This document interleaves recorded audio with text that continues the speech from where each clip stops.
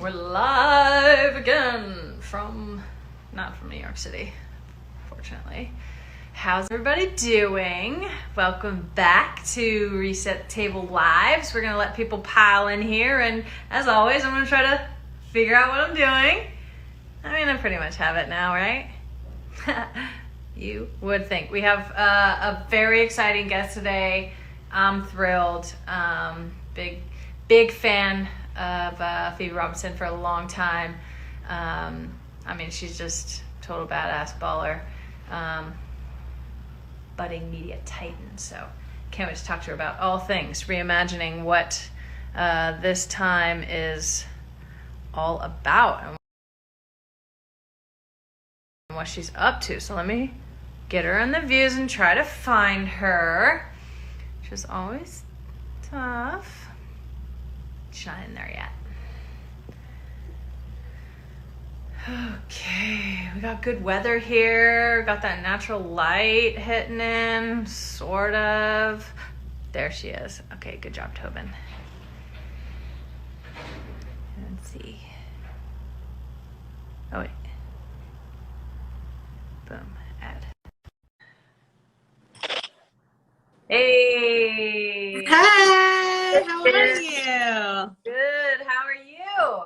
I'm okay. Got a little sunlight in my apartment, so I'm feeling good. Oh, I was like opening up the windows. Okay. Get that fresh air.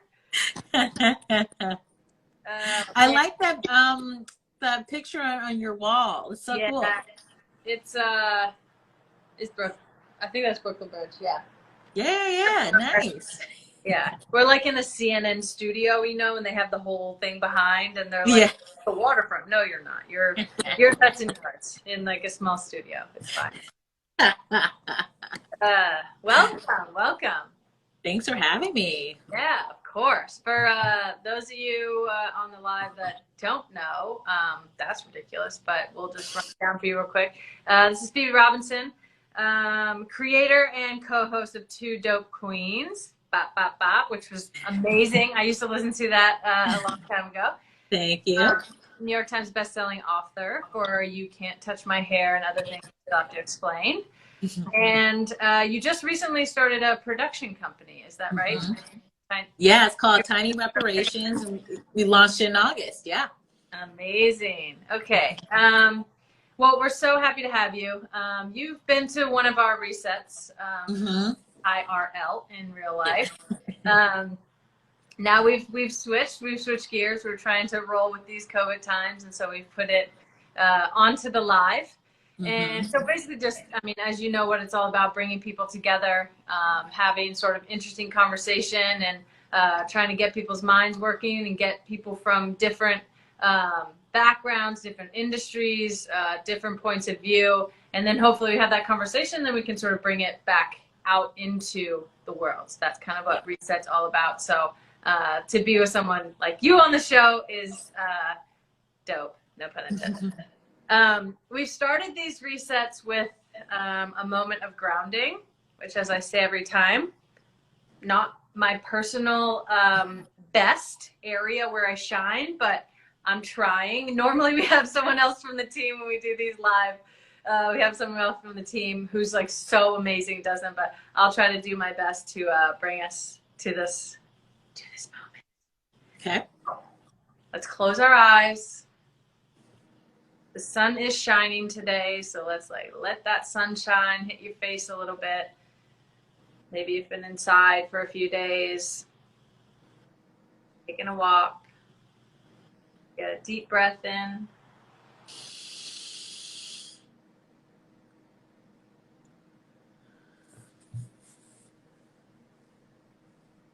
Okay. We're ready now. Oh, that was good. I get like a little self-conscious doing it. I'm like, I don't know how to do this, but Yeah. bring people back to the moment, and then we can get rolling on things. Yeah. Yeah. So I feel like I've been thinking about this a lot, and I'm so excited to have you on. Obviously, being the creator that you are, the storyteller, you know, comedian, but like this bigger sort of cultural, you know, critique that you bring. How are you viewing this time? Like not only sort of in the present, but then how are you kind of thinking about it in the future in terms of like how the story's getting told, who's telling the story, and like what the actual real story is? Like how are you processing this moment? Oh, Megan, so many people are dragging us for not telling them when to exhale. Breathe out. Damn, how long you think to hold it? I breathed out, breathed out, breathed out. I was breathing out. You need to breathe out too. That was cracking me up. Sorry. Passed out. Enjoy the nap. You're welcome. But yeah, so my boyfriend and I, this is day 40 for us being quarantined. And I think what's been interesting is that, you know, I think my job is like a storyteller, you know, jokes, and like now having his production company, it's sort of like I've taken on this role as like a producer. And I think one of the reasons why I started it is that there were so many times, like I grew up where you would just see like Black people on TV, like you had Living Single and Martin, all these shows where you could see different types of Blackness, and it felt really cool. And then that just sort of disappeared for a while, and now it's coming back. And you know, my production company, my head of development is Latino, and my the office manager is Vietnamese. And like to me, that was really important to sort of have a diverse background of like really cool people coming together to create this project. And you know, I still think the landscape in Hollywood is still too straight, still too cis, still too white. And so what I've been thinking about during this time, as we're now taking advantage of this time in terms of like development, is like what kind of stories are we going to tell? Like whether it's about a different person of color, or a queer person, or someone with like a maybe like a sex worker background. Like what kind of stories are we going to tell now that are really going to reflect society in a way that people can feel seen? I think has been the main priority for us. And I think, you know, I sort of finding that I think right now when we think about essential workers, you go like, oh, you're a nurse, you're a doctor. Those are the important people. But, you know, the media and culture shapes so much of how we view others, how we interact with others, and how we view ourselves. Yeah. And so I think now this is, I think, making me even more mindful of like, yes, I want to be funny and have like dope people and shit, but I also want to say things that mean stuff to other people. And give people a sense of hope. Like I think right now, I always try to be a hopeful person, but like I have my up and down days where I'm like, I don't know what is going on. Trump is yeah. Yeah, like Trump is like so ignorant and says so many ridiculous things, and like that is what gets it. I feel like right now what gets the attention is being ignorant, is being misleading. And so I want to make sure my work now is like going to be hopeful and make people feel like they're being heard, as opposed to just creating ratings and chaos. Yeah. I know. I've been thinking about like we at the company at Reed, we always talk about reimagining the status quo, and it's not just like a tagline for us. We're constantly looking at different things, like what can be reimagined, what areas need to be reimagined, like what about the status quo is a problem, what about it works in small ways. And I feel like now, like the whole status quo thing is flipped on its head. Because like all the really important people are sitting at home doing nothing, you know, the bankers or whatever. And like, you know, the people who maybe we don't deem as essential in our society in a normal time, or super high skilled, are really important to, you know, our everyday lives, like literally to our livelihood, is now like all the people that are like, in my mind, like I don't say this loosely, they're like American heroes to the highest degree. When we get out of this, I'm like, statue in every neighborhood for these people. Yep. Let them have that glory. And it's like, it's women of color, it's people of color in general. It's, you know, yes, the doctors and the nurses and, you know, the essential workers, but it's like, we were saying this before, like who cleans the hospital, like who's, you know, making the food, all these things. So I feel like this whole moment is a total disruption of the status quo, because now we've, you know, for a lot of these people who, you know, before we've been like, well, we don't really need healthcare for everyone. Everyone doesn't really just like deserve healthcare or, you know, deserve a basic income, whatever it is. Now we're like, these people are essential. We must like protect them at all costs. So a long way to get to my question. I feel like this moment is disrupting the status quo in a big way. Like, how do you take that kind of idea into your work? Like you mentioned, your really diverse staff, and like, can you tell us a little bit about like your hiring process? We talked a little bit about it the other day, but that was just really cool coming from you, who's like a woman of color. You're like, okay, you could just be like, okay, I'm the diversity, like I'm doing this, but you kind of take that to the next step. So how do you work to break up status quo in your everyday life? Yeah, I mean, I think, you know, for the longest time, you know, it was sort of encouraged for people who are underrepresented that like once you get in the room, protect your spot at all costs and don't let anyone else in. And so, you know, when was in production on an interview chat show for Comedy Central, and I remember when we were sort of trying to staff the story writer, the story producer room. And, you know, I was just sent like the names of like 20 white people, mostly straight dudes. And I was like, God, it can't just be me and then a bunch of like white people and then white producer. Like that just makes no sense. Like, what is the point? Right. And like, because otherwise I'm just like sort of like a figurehead for representation, but not actually like executing it. So I always make it a point that when I do any sort of like hiring process, I will not start it until it is diverse. If the candidate, like if we don't have enough diverse candidates, go out and find some more, and then I'll have the conversations. Because like, you know, I remember like back when I was a super broke comic, really trying to make it, and couldn't get a job anywhere. I would submit for like all these writing jobs, like the late night shows, SNL, whatever, and like I see a lot of times, especially with the late night shows, it's like people who graduated from Harvard, people who graduated from Yale, but like I went to just a liberal arts college. There are people who go to just, you know, state schools, like, you know, community colleges, and they're just as talented and they will never be seen because they didn't go to Harvard. And so I think we have to think about, when we're thinking about the talent pool, like who decides the limitations of who can even enter that pool in the first place. And so I think it's really important to have people feel like, oh, well, I didn't go to Ivy League school, so I guess I'll never be able to get the job of my dreams. Like, I don't want that to happen. And there's so many talented, brilliant, hilarious, and funny people who didn't go to Ivy League school, maybe never had a desire to go to an Ivy League school, and they shouldn't be discounted. So I always want to make sure I can include as many people as possible. And whenever people are like, oh, I can't find anyone, I'm always like, you're just not looking, because they're everywhere. Yeah. There's actually not that many people who go to Harvard, and there's a lot more people who go to just a normal state school or exactly. School, it's like, you're actually not looking. Yeah. Yeah.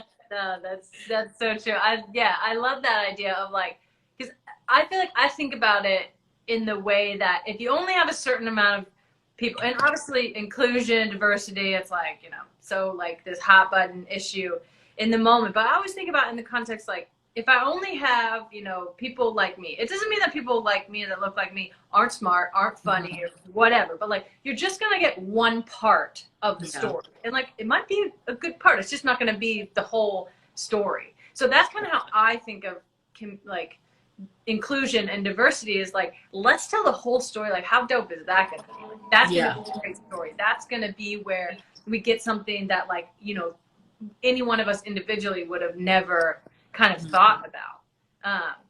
And even like starting our company, I think like, okay, now we have, you know, some sort of power. Like we have, you know, hiring power or power who we're, you know, how we want our campaigns to look or the clothes to look, whatever.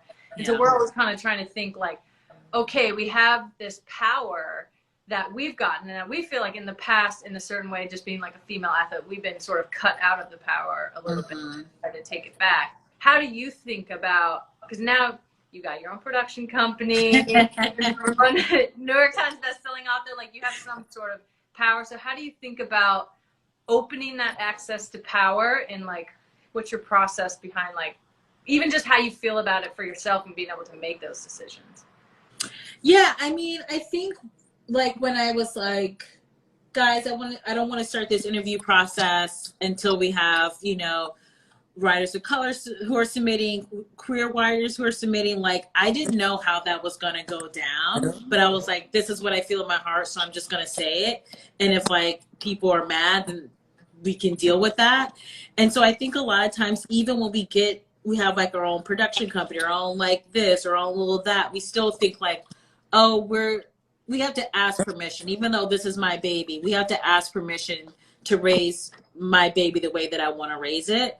Mm-hmm. And so I was just sort of like, what I like to think about power is sometimes it's like, it's just sort of going for it and asking for something, even if you don't know what the outcome is going to be like, even if you are worried about being the Black girl in this email who is saying, this is not up to like standard, I want more or better, and just being like okay with that. And then also, when you are in this position of power or whatever, you have a level of responsibility. You know what I mean? I think like a lot of times people don't want to think about that because that's like not the fun things. We just want, I'm in power, I'm in charge, so that's it. Like key, yeah. But it's like, if you're going to be in charge, like you really have to be mindful that your decisions impact others. So if like you want to have a diverse room, you have to be the first one saying that I'm going to do that and implement it. And so I think now, in this day and age that we're in this pandemic, and like, what is the future going to hold when we all get out of our homes? You know what I mean? For me, I think if we could all sort of think about power as not like ruling over other people, but sort of like you're working with other people and they're going to teach you things and you may be guiding things, but you're going to learn so much from other people. I think it will actually change the way that people behave, because I think people are so power hungry because it's like me and then you, as opposed to we're here, we just have different titles, but we all got to move together if we're going to make this work, you know? Oh, I love that. I love that work together aspect. I feel like that's perfect for right now, because so many people probably who thought like they were such hot shit and their work was so important, and like they literally can't do anything right now, and they would maybe look down on other people who's like, oh, anybody could do that job, or anybody could, you know, whatever. Maybe this isn't like a good job. And now we're seeing like the power balance of like, actually, you know what, like what you do like is important. It's just like what other people do is important as well. And so I feel like this like idea of like the American worker, and like kind of tie that into like the American hero, what I was saying before about the essential workers, but just kind of this idea of like, what does it mean to be successful kind of in society? I feel like there's going to be this whole kind of onslaught of like new storytelling coming out of people, maybe for the first time. It probably shouldn't be the first time thinking about this, but maybe for the first time thinking like, oh wow, like there's a whole community of people, or a whole country of people that are making the country go when we couldn't. Like, are you thinking about stories in that way? Obviously, like, I'm not going to be like on TV production or anything. But, like, are you thinking about stories in that way? And like, wow, this is an opportunity to tell stories that normally aren't told. I mean, there's a reason that our history is told the way that it is, and that we think our history is the way it is because only, you know, certain, you know, basically like white dudes wrote it. Yeah. There's like this whole other side of history, kind of going back to what I was saying about like getting the whole story. Do you feel like there's a big opportunity to like tell a different story, and like tell a real story about like what the hell COVID was in 2020? Yeah, and I think it's also kind of like anytime something major like this happens, I believe that everyone sort of responds and copes in their own ways, you know? And so I think it will be interesting to sort of like tell stories about people who are like we're all supposed to be adults and have everything figured out because we're like in our 30s now. But it's like, that's not, you know what I mean? Like, there's so much I don't know. You know what I mean? Like, you never stop learning. You never stop having like facing moments where you're like, I have no idea what the fuck to do right now.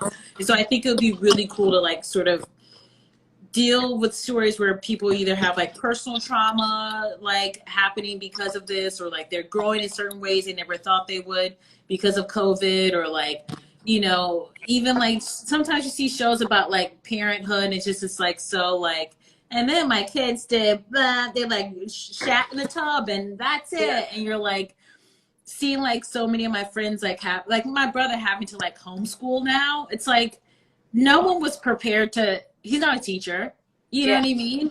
And so I think it's sort of like this is a really great time for storytelling to sort of like talk about those experiences of growing or like having to rise to the occasion or not being able to rise to the occasion because like this is so new, you don't have the skills in order to do it, or like self-medicating as a result of like everything that's going on. I think that's going to be, you know, I think a little more interesting than sort of like cute girl who's an ad exec who's like dating around New York. Like I don't know that that's going to necessarily resonate with the world post COVID, and it shouldn't, you know what I mean? Like I think the art should reflect the times, and so I think that there's gonna be so much that's gonna reflect like how people are surviving Corona, and like it's like, I don't want to be like I'm excited about it because that sounds weird, but I think I'm inspired by how people are gonna rise out of this.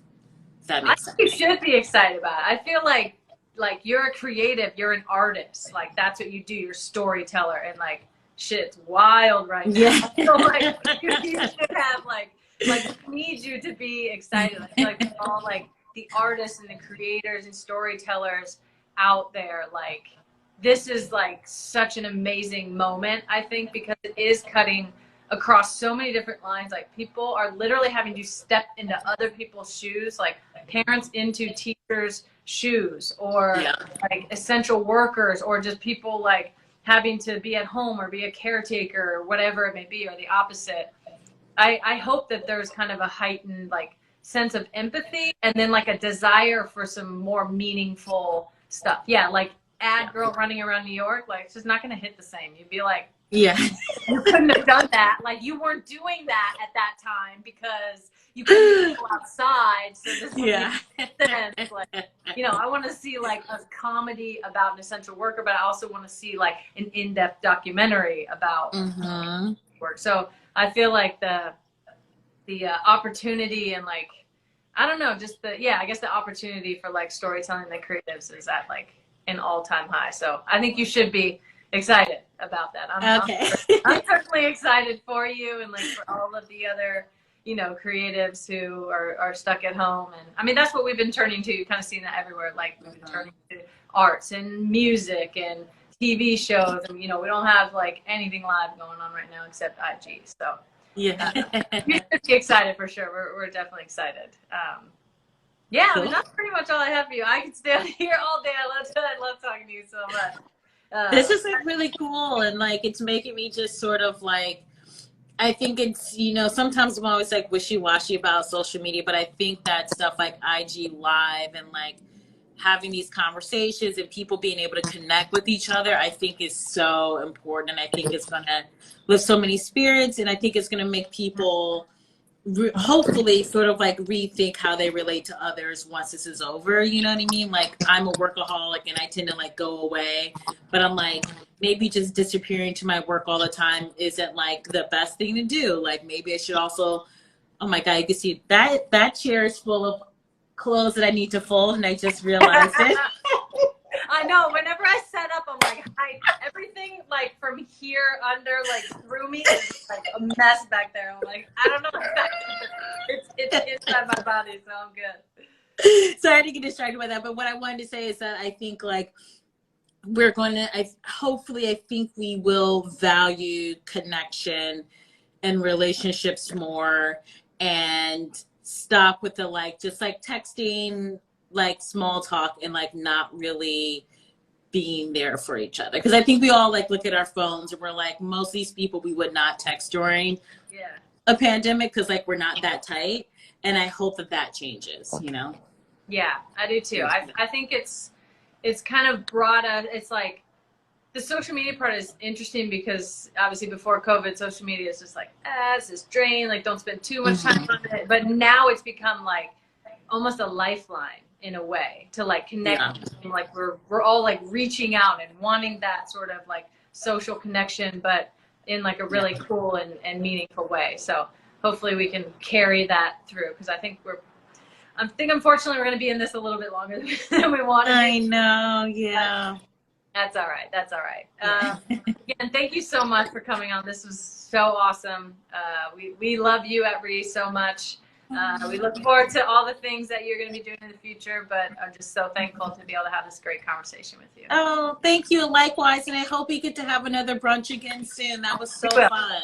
We will for sure. Yeah. As soon as the cover is lifted, we'll definitely be reconvening everyone, probably in a bigger space. Yeah.